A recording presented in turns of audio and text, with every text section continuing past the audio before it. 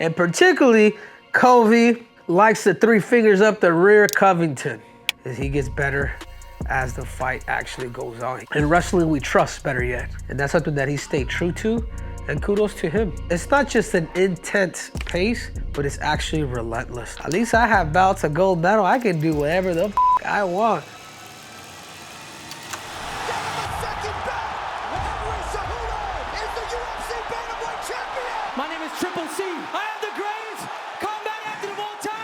What's up, everybody? Welcome to this episode of Tell the Tape. I'm your host, Henry Cejudo, aka Triple C. And on this episode, I'm going to be breaking down, that's right, Chaos versus Joaquin Buckley. I tell you what, man, I like this fight. This fight is an absolute banger. Could a guy like Joaquin fight against a guy like Colby Covington? And do it, excuse me, mom. But anyhow, this episode wouldn't be possible without our sponsor. That's right, I'm talking about Jimmy Bars, a gluten-free bar that is out in stores nationwide. If you gotta cut weight, you need weight, this is a great meal replacement. So you guys make sure to jimmybars.com and get your damn Jimmy on. All right, here we have it, man. Colby Covington, 17-4 versus Joaquin Buckley, 20-6. 4 KOs for Covington, 9 decisions. This is his world, man. Did you guys know that? Did you guys know that Colby Covington hasn't had a finish since 2016?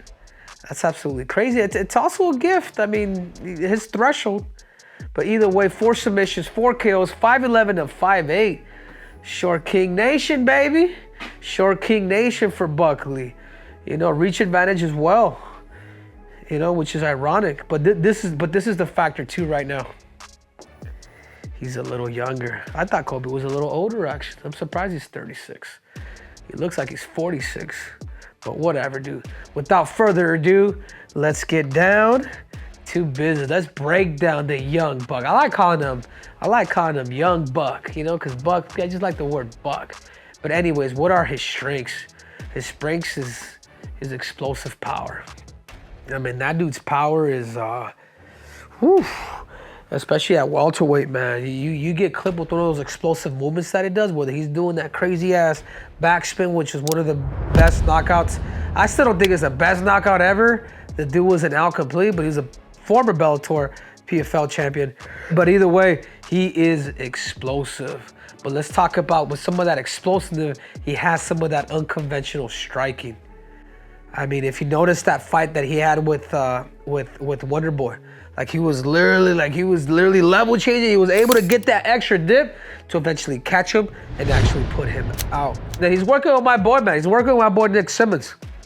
And Nick Simmons, for those who don't know, that dude was the last dude to actually beat me. I retired right after I lost him at the semifinals at the Olympic trials, and I know he's actually in good hands. Nick is a smart dude. So I do believe that improved takedown defense is going to be there. I mean, he's shown it in those last fights. People are gonna want to take this dude down, and particularly Colby likes the three fingers up the rear Covington, you know.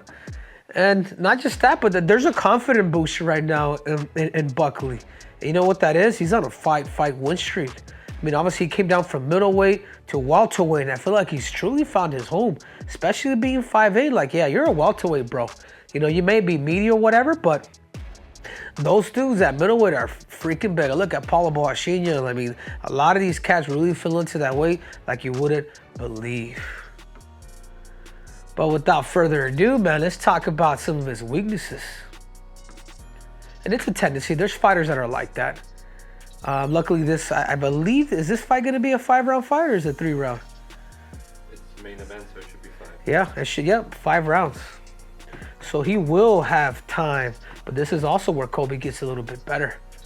You know, Colby does get better as the fight prolongs.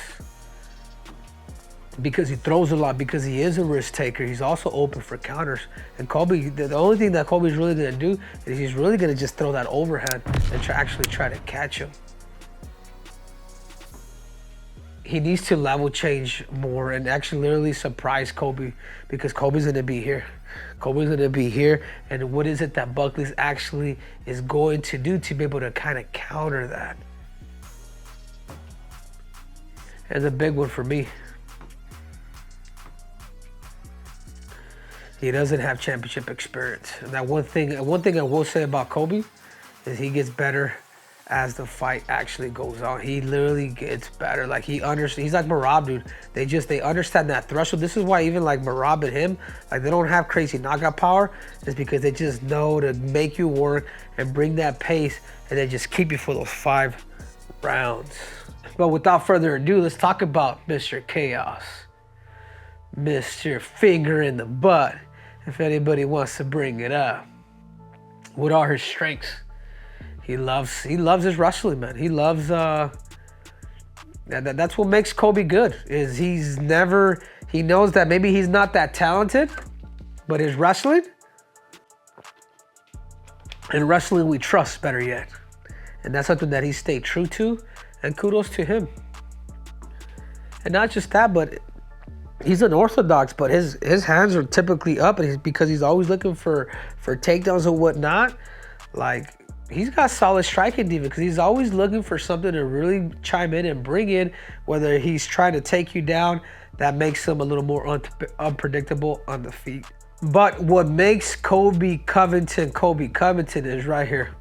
It's not just an intense pace, but it's actually relentless. He will. It's a wrestler grind. Like, we know how to grind people. We know that. Like we used to, at least for Greco. I remember back in the day at the Olympic Training Center, these guys used to wrestle for 45 minutes, just Greco-Roman wrestling, and they knew how to kind of get that pace. And when somebody was breaking, they would just continue until that person kind of tapped out. A lot of wrestling rooms do that, to where, hey, you're just going live for 30, 40 minutes, or you're just going live the whole time. Can you keep up with that pace? Because once you start breaking, that's it. Once you start to understand that grind, which Colby does, is what makes him different. And then the other thing, he may have that King of Miami belt, but what I will say is he does have 5 rounds of championship experience. He's been there, man. He's been there with Kamaru Usman. He's been there with Leon Edwards. He's been there with Masvidal. He's gone through 5 rounds and has made that weight periodically. But without further ado, let's talk about his weaknesses. His lateral movements. He is kind of stiff. Could Buckley use a lot of the agility to throw him off, to get him to reach the boom, catch him with the knee, catch him with the punch? Could he use the lateral movements to disconnect this dude? And not just that, man, but the King of Miami dude, he likes to take his breaks. At least I have belts. At least I have belts, a gold medal. I can do whatever the fuck I want. But this dude, if he's stuck on that King of Miami shit, he should be a lot more active. Lacks power, needs more, lacks power and needs more volume and striking. I think, yeah, of course, it's the same reason why he just goes to decision, is because he's based more on this. He does more volume, but more of his volume actually comes from wrestling. You know what I'm saying? Like, he will throw. I think somehow there's a punch that, so I might want to exit that, but he's going to have to find a way to really chain in his wrestling where he's going to make Buckley work. Yeah, as I said before, 1 finish since 2016, and, he needs to win. He needs to win these rounds. I mean, if the plan is, more likely this fight is probably to go to decision unless Buckley figures him out and knocks him out. But other than that, man, like Colby doesn't have extreme power, so you could take your chances with him. You just gotta watch out for takedowns. And here we hold a punch that strikes landed per minute, 3.88 to Joaquin 4.13. That just means he's more active. Joaquin's just more an active fighter, but because he's more active, this guy gets hit less. So defensively, you want to give it to Colby Covington. Takedown accuracy, wow, okay. 46%, you guys know that. Bug Dog might just turn around and take down Colby. Colby might be a turn on his back for all I know. Takedown defense. This is why I kind of like making this is why I kind of like going over these stats, because you just don't know. But if I'm watching this fight, if I'm going to put my money, you guys are going to think I'm crazy. But because this guy's on a roll And this guy's really going to scramble. And I know Nick Simmons has, you know, has coached both of these dudes. He's in good hands with the grappling side.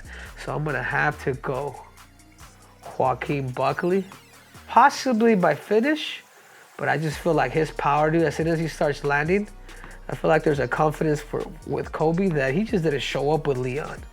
I personally think this dude's actually better than Leon Edwards. His striking is a whole lot more dangerous. And I know they're gonna work in those areas. And I feel like, well, looking at these stats, I'm gonna have to go with the one and only Joaquin Buckley. But you know, forget what I'm saying. What do you guys think? How do you guys break that down? You guys comment below. But this episode wouldn't be possible without our sponsor. That's right, I'm talking about Jimmy Bars, a gluten-free bar that is out in stores nationwide. So you guys make sure to go to your local Walmart and get your damn Jimmy on. I'm out.